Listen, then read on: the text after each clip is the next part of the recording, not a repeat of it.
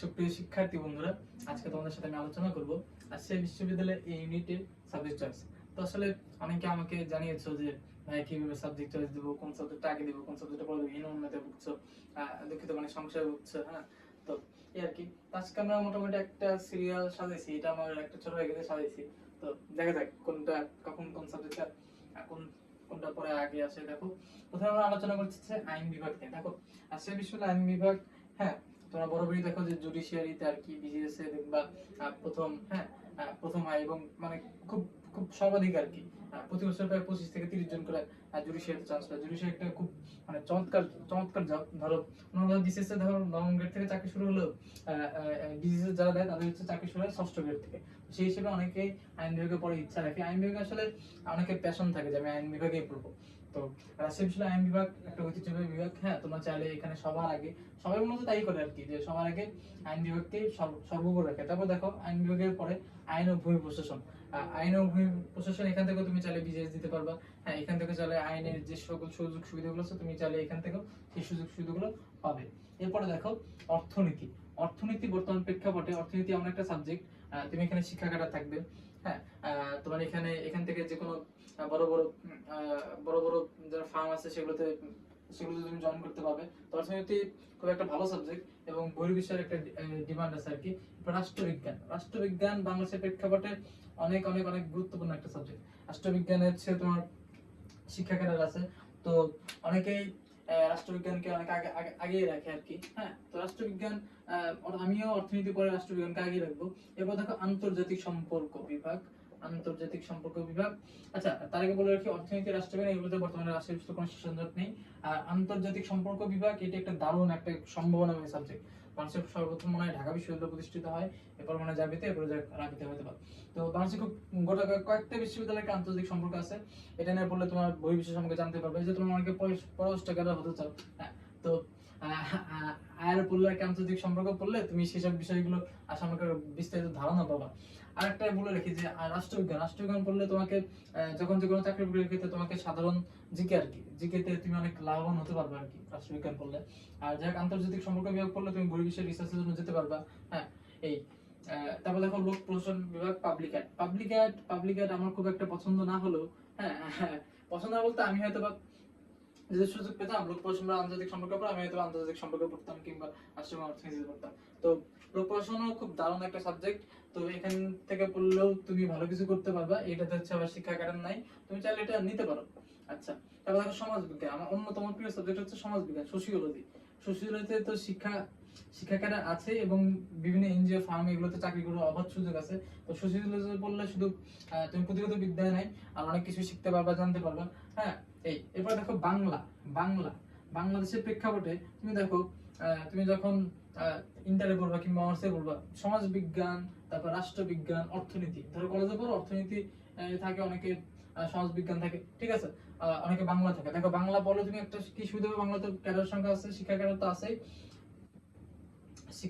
আছেই, সেই সাথে বাংলাতে কি সুবিধা আছে, বাংলাতে পড়লে অনেকে বলে যে বাংলাতে পড়লে ভাতের অভাব হবে না আর কি। মানে বিভিন্ন স্কুল কলেজ থেকে শুরু করে একটা কিন্ডারগার্টেন স্কুলে তুমি চাকরি মানে পড়াতে পারবে আর কি। হ্যাঁ, অন্তত ডাল ভাত খেতে পারবা। তো যাই হোক, বাংলা বাংলা অনেক একটা ভালো সাবজেক্ট। হ্যাঁ, তোমরা চাইলে বাংলা নিতে পারো আর কি। বাংলা চাইলে তুমি টিউশন সুবিধাগুলো ভালো মতোই পাবা।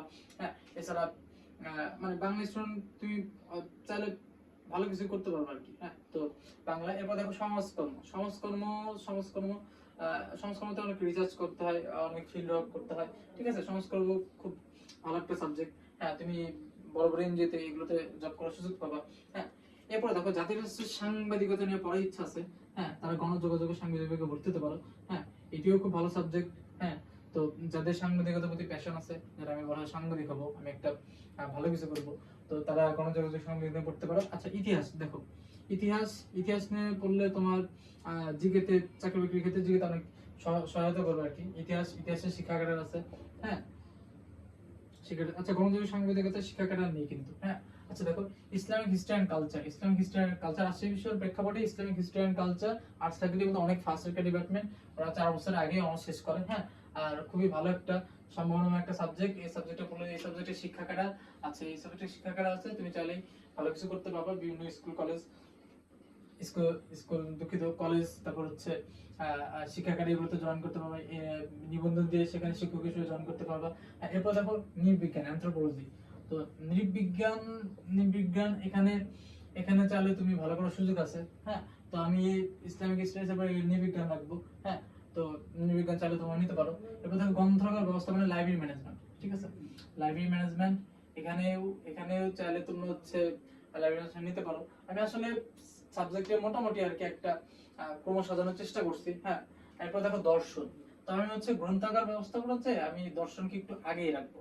হ্যাঁ, কারণ দর্শন হচ্ছে কি শিক্ষাগারে আছে। হ্যাঁ, দর্শন হচ্ছে শিক্ষাগারে। দর্শন সাবজেক্ট আমার কাছে একটু কঠিন লাগলো, কিন্তু দর্শন হচ্ছে খুব একটা ভালো একটা সাবজেক্ট। হ্যাঁ, এখানে শিক্ষাগার আছে, তোমরা চাইলে এটা নিতে পারো। এবার দেখো শিক্ষা ও গবেষণা, আচ্ছা আইআর আর কি।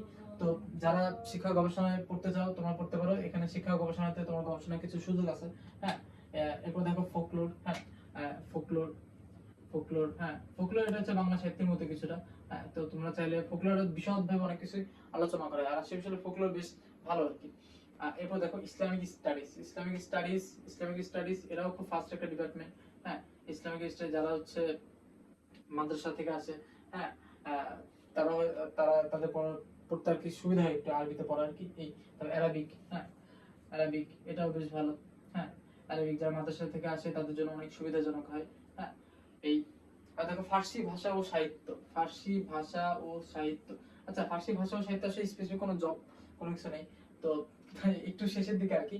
কিন্তু তারপরে একজন বিশ্ববিদ্যালয় পড়া, বিশ্ববিদ্যালয় ফ্যাসিলিটিস পাওয়া। হ্যাঁ, তো এই বিভাগ তোমার জন্য অনেক কিছুই মানে বিশ্ববিদ্যালয়ের সুবিধাগুলোকে তোমাকে আরো ভবিষ্যতে এগিয়ে যাওয়ার জন্য সহায়ক হতে পারে আর কি।